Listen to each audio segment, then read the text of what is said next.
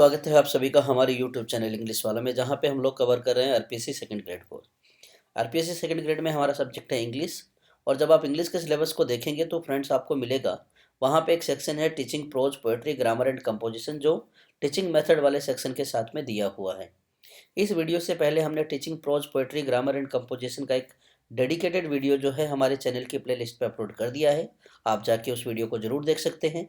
यहाँ पे हम लोग टॉप 15 एमसीक्यूज लेने वाले हैं जो हमारे इसी सेक्शन पे बेस्ड हैं। आपको मैं ये भी बता दूं कि फ्रेंड्स, ये बहुत इंपॉर्टेंट सेक्शन है, बिल्कुल मिस नहीं करना है और डेफिनेटली यहाँ से क्वेश्चन बनते हैं। तो विदाउट वेस्टिंग एनी टाइम चलिए शुरू करते हैं top 15 MCQs on teaching prose poetry grammar and composition. चलिए देखते हैं हमारा first question. What do we call to the language of the poetry? हमारी जो पोएट्री की लैंग्वेज होती है उसे क्या कहा जाता है? तो right answer will be diction. ये हमारा पहला क्वेश्चन था, पोएट्री की लैंग्वेज को डिक्शन कहा जाता है। Second, poetry is best words in their best orders. Who define poetry in the given words? किसने पोएट्री को इतना अच्छे से डिफाइन किया है कि पोएट्री क्या है? बेस्ट वर्ड्स हैं अपने बेस्ट ऑर्डर्स में।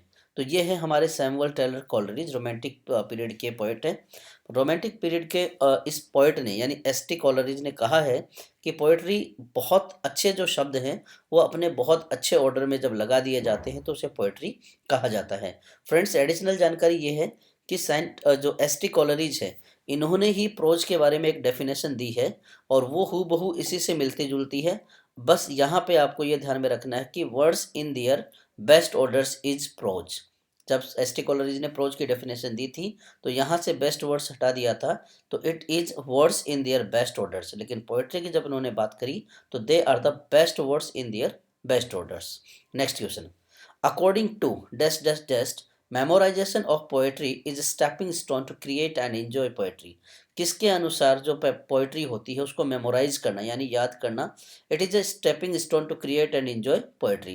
यानी पोएट्री को एंजॉय करना भी है और जो एंजॉयमेंट होती है उसको क्रिएट करना भी माना जाता है। तो ये right answer will be Harold Bloom. Harold Bloom ने ऐसा कहा है कि memorization of poetry is a stepping stone to create and enjoy poetry. Next question, what is the fundamental objective of teaching poetry? Poetry को पढ़ाने का आधारभूत हमारा ऑब्जेक्टिव क्या है? देखिए, right answer will be D, to give student the chance to express their emotions and enjoy them. बच्चों को ये मौका दिया जाए कि वो अपने इमोशंस को एक्सप्रेस करें, साथ ही साथ वो क्या करें, उसे पोएट्री को एंजॉय कर सकें। Next question, how many methods of teaching poetry are there in practice? बताइए, पोएट्री के कितने टीचिंग मेथड है जो प्रैक्टिस में अभी? वो हैं 3 मेथड हैं। याद रखेंगे फ्रेंड, 3 मेथड हैं पोएट्री को टीच करने के, पोएट्री को पढ़ाने के, जो अभी प्रैक्टिस में हैं। In which method of teaching poetry poetry covers variety and range of subject? पहले तो आपको बता दूं फ्रेंड्स कि इससे पहले वाले क्वेश्चन में हमने 3 मेथड की बात की थी पोएट्री को पढ़ाने के लिए। तो ये वही तीनों मेथड है, student centred method, subject centred method, teacher centered method. यहाँ पे हमसे ये पूछा है कि कौन से मेथड में जब पोएट्री को पढ़ाया जाता है तो पोएट्री जो है बहुत सारे वैरायटी ऑफ कवर करती है, variety and range of subject. तो वो है हमारे सब्जेक्ट सेंटर्ड मेथड। याद रखेंगे, poetry covers variety and range of subject in subject centered method. Next question, which is the oldest method of teaching poetry? student centered method रहा है friends. हम सभी जानते हैं कि ज़्यादातर बच्चों को सेंटर करके ही, बच्चों को ध्यान में रख के ही किसी चीज़ को पढ़ाया जाता है। तो पोएट्री भी जो है वो स्टूडेंट सेंटर्ड मेथड रही है बहुत पुराने समय से। Next question, in which method of teaching poetry the student memorize several poems and then reproduce them before their fellows in the classroom?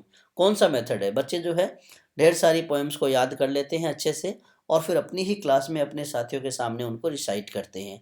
तो ये है स्टूडेंट सेंटर्ड मेथड। इसको भी आप याद रख लेंगे, स्टूडेंट सेंटर्ड मेथड में क्या प्रोसेस है। Who said the following words? किसने कहे हैं ये शब्द कि poetry begins in delight and ends in wisdom? कविता जो है वो, पोएट्री जो है वो डिलाइट यानी हैप्पीनेस में स्टार्ट होती है और विजडम में जाके ख़त्म होती है। तो he is none other than Robert Frost, very important poet. Robert Frost ने कहा है poetry begins in delight and ends in wisdom. Next, in which method of teaching poetry the ability of the teacher and his way how to bring interest into teaching poetry is considered supreme? कौन सा method है poetry को पढ़ाने का जिसमें क्या होता है, the ability of the teacher and his way how to bring interest into teaching poetry is considered supreme. कि किस तरह से टीचर ये कोशिश करता है कि बच्चों में इंटरेस्ट लाया जाए और किस प्रकार से अपनी जो एबिलिटी है उसको एक्सप्रेस कर सके, और उस जो टीचिंग करने का, जो कराने का जो तरीका है, पोएट्री को टीच करने का जो तरीका, that is known as the supreme method.